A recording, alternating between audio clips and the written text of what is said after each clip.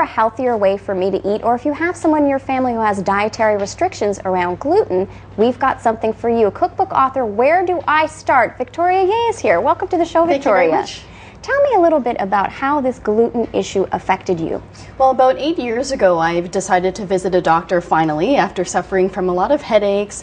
I had sinus congestion a lot. My stomach never felt quite right. And the first thing that he told me was to stop eating wheat, dairy, and sugar, just as a start to see how it would go over. Completely stop eating it? Yes. So it was meant to be an 8-week detox for me, but I felt so fantastic after that 8 weeks that I just decided to keep it as a permanent lifestyle change. That's a really huge change, not only in the way you eat, but the way you cook, and also for your family. How did it feel to get that kind of news? Well, my first reaction was really panic, because it's like, what do I eat now? Because wheat, dairy, and sugar were pretty much in every meal that I ate. Breakfast, lunch, dinner, muffins, pasta, bread, anything like that. Eventually, I discovered that there were some gluten-free, dairy-free, sugar-free foods in stores. The only problem was that sometimes it was gluten-free but had lots of sugar or things like that, and it could be expensive.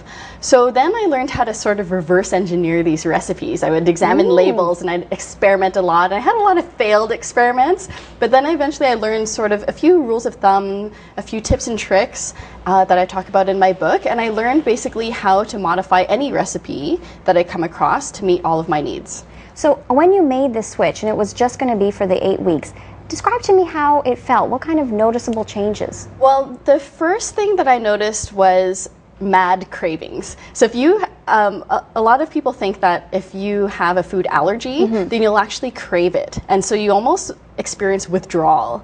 So it was really very difficult to sort of keep myself in control and stay away from that. Then eventually I started feeling a lot more energy, so I didn't have as much fatigue at the end of the day. My sinuses were clear. I'd stopped getting headaches. My stomach felt a lot better. My digestion improved enormously. So you weren't actually diagnosed with a specific wheat or gluten allergy. This was something that you tried that got good results for you. Exactly. So who else could benefit from a gluten-free diet? I would say if you have chronic issues that don't seem to have a direct cause from, say, an illness or a traumatic event, let's say you always have digestive problems, or if you have infertility or learning disorders, things like that, you might want to think about food being the cause or an exacerbating factor in that. And discuss that with your doctor, of course. Exactly. So talk to your doctor, a naturopathic doctor as well. You really need to own your health, right? You know your body best. Listen to your body and find a healthcare practitioner that's open-minded enough to have that discussion with you.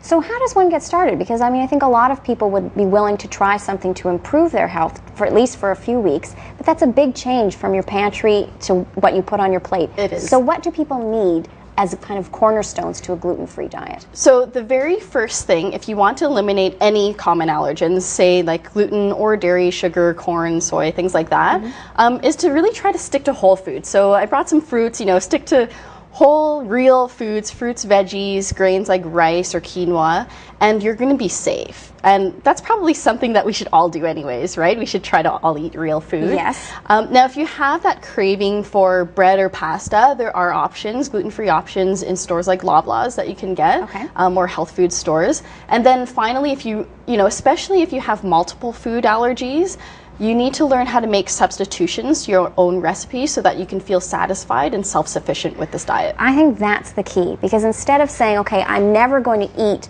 all these cookies, I'm never going to have this pasta, that's too difficult. Yeah. So where can we make these substitutions? Okay, so there's a lot of different choices that you have. So I'll give you my top 3 substitutions. So for wheat flour in a recipe, for every cup of wheat flour, replace it with half a cup of brown rice flour and half a cup of sweet rice flour.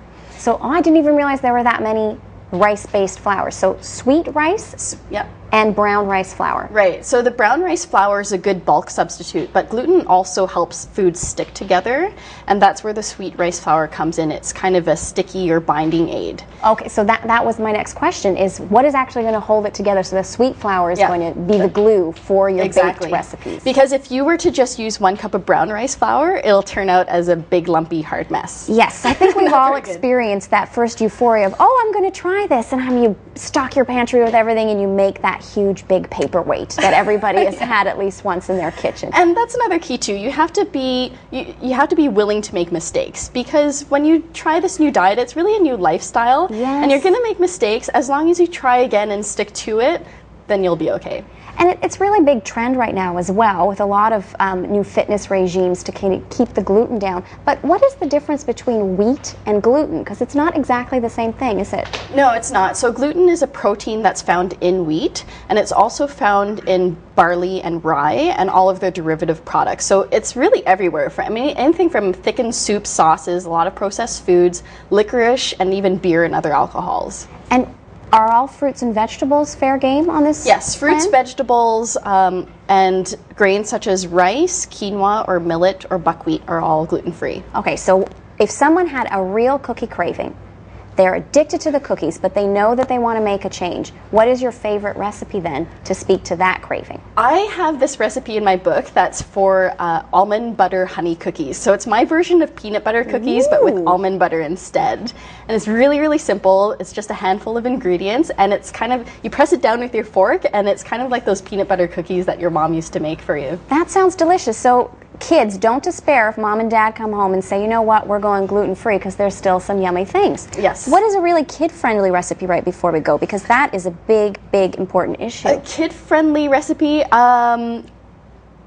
Well, there's a bunch of cakes and desserts in there. There's also some meals. Actually, one of the ones that I really like is a butternut squash soup. So sometimes you can't get kids to eat like a lot of food, but it's such a hearty soup that you can almost substitute it for a meal for lunch. Sounds like a lot of great advice and a lot of yummy recipes. You had me at cookie. Gotta be honest. Thanks so much, Victoria. It's been a lot of fun. For more information, www.glutenfreeliving.ca. Who knows? Might change your life. Drew's in the kitchen cooking up a storm, so stay tuned.